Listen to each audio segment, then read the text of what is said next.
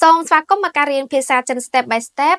ដែលថ្ងៃនេះគឺយើងមករៀនអំពីប្រយោគខ្លីៗសម្រាប់ប្រើប្រាស់ប្រចាំថ្ងៃប៉ុន្តែជាដំបូងគឺយើងរៀនពាក្យជាមួយគ្នាសិនហ៎សម្រាប់ពាក្យទី1គឺពាក្យម៉ាយើងប្រែថាម៉ាក់ពាក្យទី2ចៃប្រែថានៅឬក៏កំពុងពាក្យទី3ជាប្រែថាផ្ទះហៅទៅពាក្យទី4យើងអានថាថាប្រែថានាងថានេះគឺយើងប្រើសម្រាប់មនុស្សស្រីហៅទៅពាក្យបន្តទៀតយើងអានថាពូប្រែថាទេឬក៏មិនហៅទៅពាក្យបន្តទៀតគឺយើងអានថាឈីប្រែថាទៅហៅទៅបន្តទៀតណាប្រែថាឯណាឬក៏ទីណាហៅទៅហើយសម្រាប់ពាក្យបន្តទៀតគឺយើងអានថា市场ហៅទៅ市场នេះប្រែថាផ្សារហៅទៅ市场ប្រែថាផ្សារហ៎បន្តទៀតគឺយើងអានថា现在ប្រែថាឥឡូវនេះហៅទៅឥឡូវនេះបន្តមកទៀតជីប្រែថាប៉ុន្មានហៅទៅបន្តទៀតទៀនប្រែថាម៉ោងហៅទៅសម្រាប់ពាក្យបន្តទៀតគឺយើងអានថាហ្វិនហ្នឹងគឺយើងប្រែថានាទីហៅទៅនាទីហើយសម្រាប់ពាក្យបន្តទៀតគឺយើងអានថាឈឺនេះគឺយើងប្រែថាញ៉ាំចាឈឺប្រែថាញ៉ាំហើយសម្រាប់ពាក្យមួយទៀតគឺយើងអានថាលប្រែថាហើយហៅទៅលប្រែថាហើយឬក៏រួចហើយសម្រាប់ពាក្យបន្តទៀតគឺយើងអានថា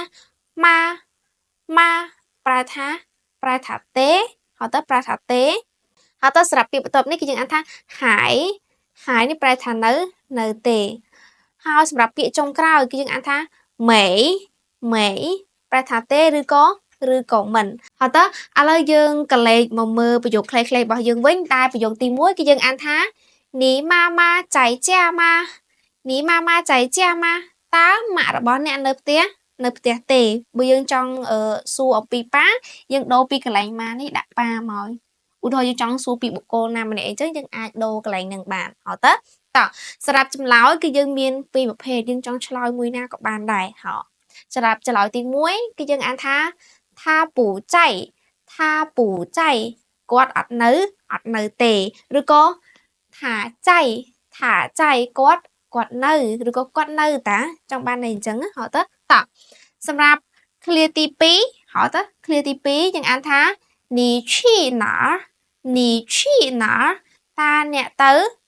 ទៅណាហ៎សម្រាប់ចម្លើយយើងអាចឆ្លើយបានច្រើនមែនតើយើងអាចឆ្លើយបានថា我去市场ខ្ញុំទៅផ្សារហៅទៅអាកន្លែង市场នេះយើងអាចដូរដាក់ពីអីផ្សេងក៏បានដែរយើងឧទាហរណ៍យើងទៅសាលារៀនយើងដាក់ថា我去学校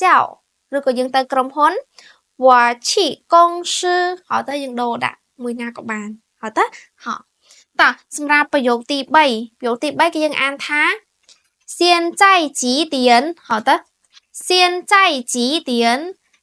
តើឥឡូវនេះម៉ោងប៉ុន្មានហៅទៅយើងប្រើសម្រាប់សួរម៉ោងគេមិនថានៅកន្លែងការងារឬក៏នៅសាលារៀនអីក៏ដោយយើងអាចប្រើបានហ៎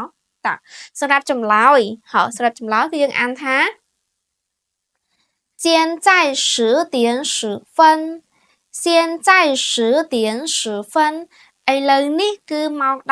នាទីហើយទៅសម្រាប់កន្លែងម៉ោងយើងអាចដូរដាក់ជាក់ស្ដែងបានម៉ោងប៉ុន្មានក៏បានស្ទើរតែយើងមើលឃើញជាក់ស្ដែងហ៎សម្រាប់ប្រយោគទី4គឺជាប្រយោគចុងក្រោយគឺយើងអានថា你吃饭了吗តើអ្នកញ៉ាំបាយហើយឬនៅហៅទៅប្រយោគនេះគឺយើងតែងតែយល់ទៅបើសិនជានៅផ្ទះលាស៊ូវិញគឺប្រើជាងរាល់ថ្ងៃហើយដែលយើងនិយាយជាភាសាខ្មែរណាហៅទៅ你吃饭了吗តើអ្នកញ៉ាំបាយហើយឬនៅសម្រាប់ចម្លើយយើងអាចឆ្លើយបានពីរទី1我吃了ខ្ញុំញ៉ាំរួចហើយសម្រាប់មួយទៀត我还没ខ្ញុំនៅទេ ប៉ុន្តែបើសិនយើងចង់សួរគេវិញថាចុះអ្នកវិញអ្នកឯងញ៉ាំហើយនៅអីនៅអញ្ចឹងណាយើងអាចប្រើប្រយោគមួយដែលថា你呢ចុះអ្នកវិញហើយតើអញ្ចឹងសម្រាប់ប្រយោគខ្លីៗដែលយើងប្រើប្រាស់ប្រចាំថ្ងៃលាស៊ឺសូមបញ្ចប់ត្រឹមប៉ុណ្នេះសិនហើយយើងនឹងជួបគ្នាបន្តទៀតនៅវីដេអូបន្ទាប់សូមអរគុណ